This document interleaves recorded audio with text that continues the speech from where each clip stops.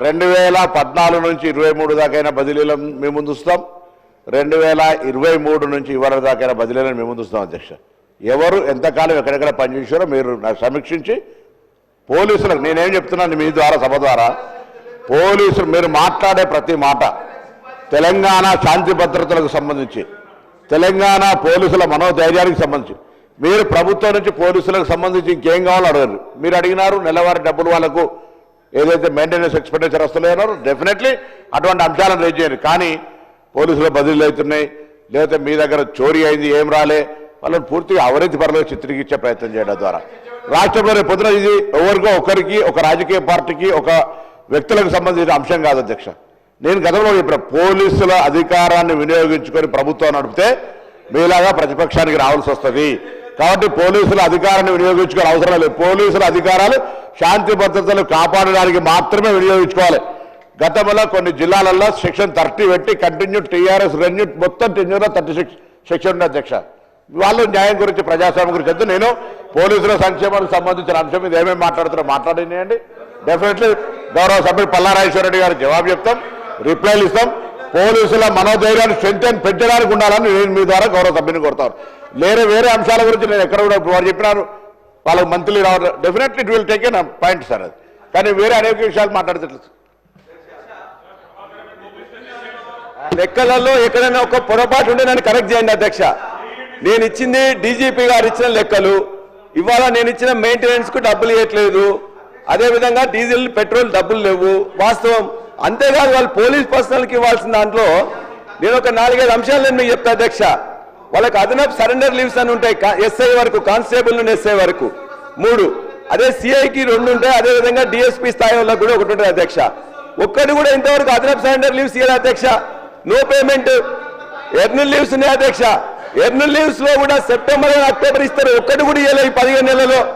GPF అధ్యక్ష ఇదేంది అధ్యక్ష ఇదేనా జీపీఎఫ్ లో లోన్ కోసం పెట్టుకుంటారు అధ్యక్ష. ఆ లోన్ కూడా ఇప్పటికి సంవత్సరం అయినా కూడా ఒక్క పోలీస్ పర్సనల్ కూడా 15 నెలల్లో ఇదే అధ్యక్ష. టీఎస్జిఎల్ఏ సంబంధించి అత్యవసర సమయాల్లో పెట్టుకుంటారు కదా అధ్యక్ష, ఒక్కరికి కూడా సంవత్సరం నుంచి పెండింగ్ లో ఉంది అధ్యక్ష. అది ఫైనాన్స్ మినిస్టర్ గారు కూడా తెలుసు. ఆరోగ్య భద్రత నెలకు మినిమం 1600 రూపాయలు కట్ చేస్తారు. వాళ్ళు ఎవరైనా హాస్పిటల్ పోయినట్లయితే వాళ్ళ చికిత్స చేయట్లేదు. నిన్ననే మొన్న ఒక ఆర్మూర్ రిజర్వ్ ఎస్ఐ జనార్దన్ అతను కూడా చనిపోయింది అధ్యక్ష. ఏ హాస్పిటల్స్ కూడా ఆరోగ్య భద్రత కింద పోలీసు వాళ్ళకు ట్రీట్మెంట్ చేయట్లేదు. ఎందుకంటే ఆరోగ్య భద్రత డబ్బులు వాళ్ళు పేమెంట్ చేయట్లేదు కాబట్టి ఇది వాస్తవము. అదే మెడికల్ రియంబర్స్మెంట్స్ బిల్స్ అధ్యక్ష, ఒక్క బిల్లు చెల్లించలేదు అధ్యక్ష. 15 నెలల నుంచి మెయింటెనెన్స్ ఇవ్వలేదు. ట్రావెల్ అలయన్స్ టీఎస్ ఒక్క బిల్లు కూడా చెల్లించలేదు అధ్యక్ష. అదేవిధంగా ఇంక్రిమెంట్స్ కోసం అని చెప్పేసి సప్లిమెంటరీ బిల్ చేస్తారు అధ్యక్ష. వాళ్ళే డబ్బులు ఇంతవరకు ఇవ్వలే. నేను ఇవన్నీ మీ ముందు పోలీస్ డిపార్ట్మెంట్కి అదేవిధంగా నేను మంత్రివర్గానికి నేను తెలియజేస్తున్నా.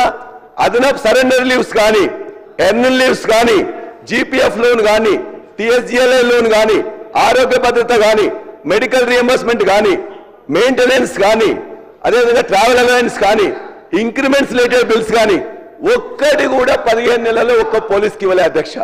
కాబట్టి అధ్యక్ష ఇంత అన్యాయంగా అధ్యక్ష సీసీ కెమెరాలు 10,66,000 పెట్టుకున్నాం. ఎక్కడైనా వైర్ పోతుంది లేకపోతే ఖరాబ్ అవుతుంది, వాటిని బాగు చేసుకోవాలి కదా అధ్యక్ష. No maintenance. పెట్రోల్ అయిపోతుంది, డీజిల్ అయిపోతుంది, మెయింటెనెన్స్ అయిపోతుంది. కనీసం సీసీ కెమెరాలు మెయింటైన్ చేసుకోవడానికి కూడా ఇవ్వరు అధ్యక్ష. ఇవాళ పోలీస్ మొత్తం కూడా అందుకే మొన్న వారు చెప్తున్నారు ఒకటే లేచి నన్ను అడ్డుపడుతున్నారు. మొన్ననే ముఖ్యమంత్రి గారు పోయి అడిగారు, మేము పిఆర్సీ ఇస్తాము, డిఎల్ ఇస్తాము, రిటైర్మెంట్ బెనిఫిట్స్ ఇస్తాం, ఇవన్నీ ఇచ్చినాం కాబట్టి మీరు మాకు ఓట్లు వేయమంటే మన ఎమ్మెల్సీ ఎన్నికల్లో 3 ఏం చేసిండో మీకు తెలుసు. అదే కాదు అధ్యక్ష, ఇలా బడ్జెట్లో ముఖ్యమంత్రి గారు ప్రతినిత్యం కూడా ముఖ్యమంత్రి గారు ఏమంటున్నారు, నార్కోటిక్స్ కానీ అదేవిధంగా డ్రగ్స్ రిలేటెడ్ కానీ సైబర్ సెక్యూరిటీ కానీ ఈ రాష్ట్రంలో బాగా సైబర్ సెక్యూరిటీ నేరాలు పెరిగిపోయినాయి, నార్కోటిక్స్ నేరాలు కూడా పెరిగిపోతున్నాయి, దాన్ని మేము ఉక్కుపాదంతో కట్టడి చేస్తామని చెప్పేసి అన్నారు. మరి దానికి ఏం కావాలి అధ్యక్ష? దానికి కొన్ని వెహికల్స్ కావాలి, ఏదో కొన్ని వెహికల్స్ ఇచ్చిండ్రు. మరి డబ్బులు అయితే బడ్జెట్ ఉండాలి కదా అధ్యక్ష. బడ్జెట్లో ఎంత ఇచ్చింది అధ్యక్ష? గతంలో 20 కోట్లు ఇస్తే ఇప్పుడు కూడా 20 కోట్లే ఇచ్చిండ్రు. గతంలో 20 కోట్లు ఇప్పుడు 20 కోట్లే. మరి మీరు చెప్పే మీ యొక్క ఇంపార్టెంట్ అనుకున్నప్పుడు ఆ 20 కోట్ల రూపాయలతో ఎక్కడ పెడతారు? కాబట్టి దయచేసి ఇవాళ మొత్తం పోలీస్ అధ్యక్ష, పోలీస్ వ్యవస్థ మొత్తం ఇవాళ నిఘా వైఫల్యాల అధ్యక్ష. మొత్తం తెలంగాణలో ఇవాళ మళ్ళా మత కొట్లాటాలు 9 నగరాల్లో మళ్ళీ జరిగినాయంటే ఇవాళ నిఘా వైఫల్యం తప్ప మరొకటి కాదు.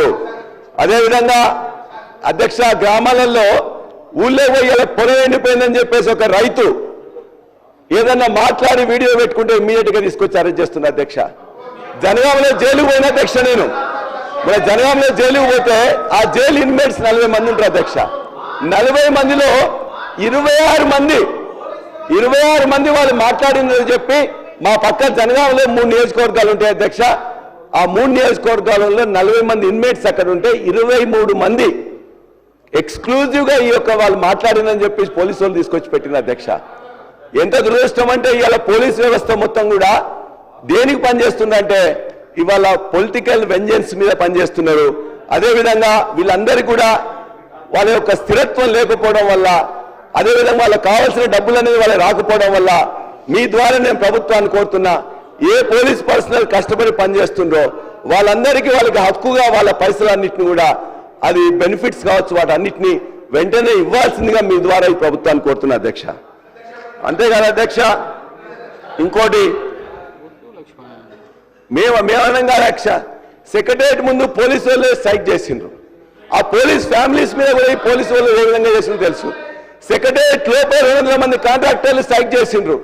దానికి కూడా మరి పోలీసులకు భద్రత ఎట్లా విఫలమవుతుంది అధ్యక్ష? నిఘా వైఫల్యం ఎట్లా జరుగుతుంది అధ్యక్ష?